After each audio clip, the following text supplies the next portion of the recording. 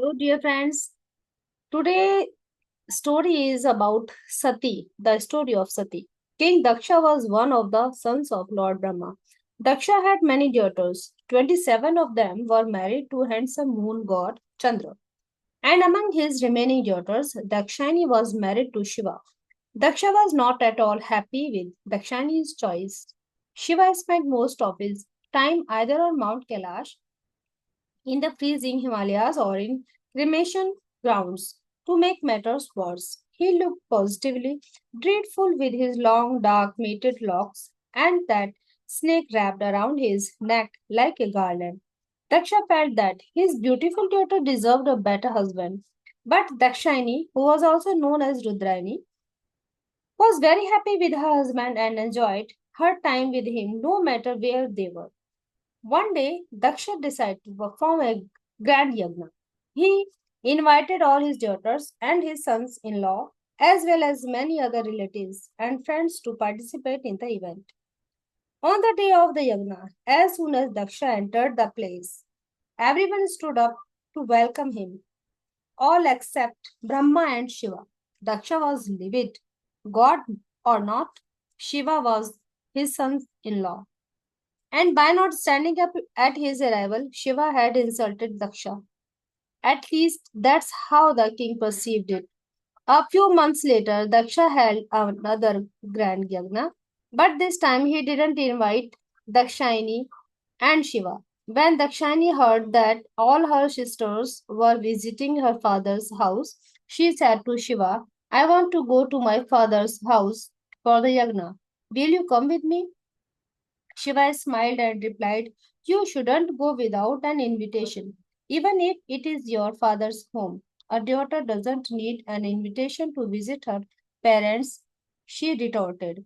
All right, but be warned that your father may use strong words against me.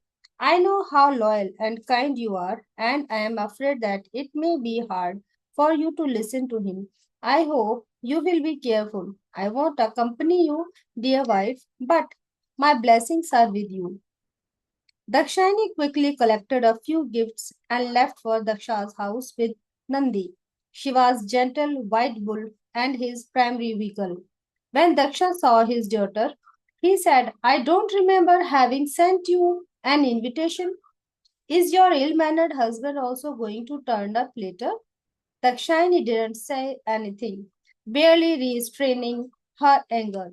The yagna began, but Daksha was not done ridiculing Shiva. Go back, dear daughter, to your husband, whom you love more than your father.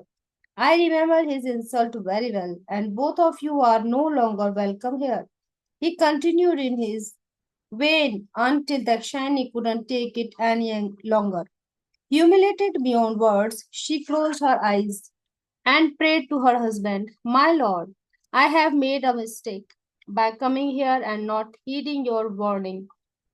You were right, and I cannot live with the scars of the words of my father has inflicted on me. She then jumped into the scared fire of the yagna, thus performing the act of sati. A disturbed silence fell over the room. All the guests were shocked at had just happened. When Shiva learned of his wife's fate, he cried out in such anger that the entire world shook. In his rage, he created a fearsome avatar, Veerbhadra, and provided him with a forceful army. He then ordered Veerbhadra to stop Daksha's ritual and destroy anyone who stood in his way. His grief and fury not quelled yet, Shiva began his divine dance of destruction, Tanda Nritya. The earth quaked in the wake of his wrathful steps, and people started panicking, convicted convinced that the world was about to end. But Shiva didn't stop or falter. Meanwhile, Veerbhadra and his army destroyed the Yagna. He cut off Daksha's head and vanquished the other sages and gods who came forward to help the king.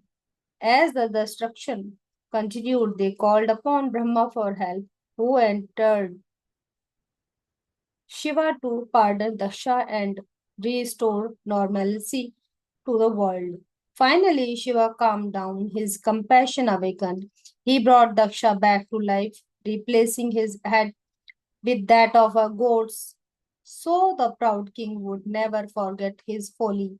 Daksha immediately fell at Shiva's feet, vowing to spend the rest of his life as his devotee. Once order was restored in the world, Shiva withdrew into himself and entered a state of deep meditation, and Dakshani came to be known as Sati from then on. Thank you. Thank you so much. So beautiful story, and it was about Sati. Thank you for listening.